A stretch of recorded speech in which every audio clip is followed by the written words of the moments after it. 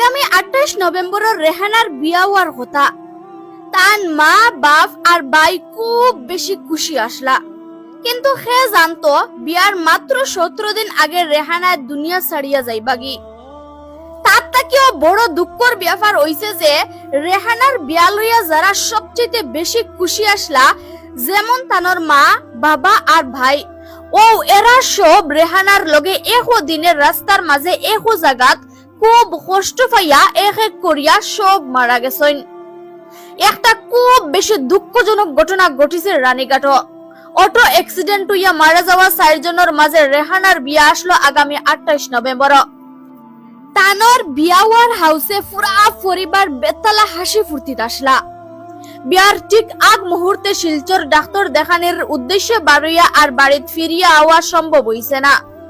বিয়ার দিন তারিখ পাক্কা হওয়ার বাদেও বিয়ার মণ্ডপ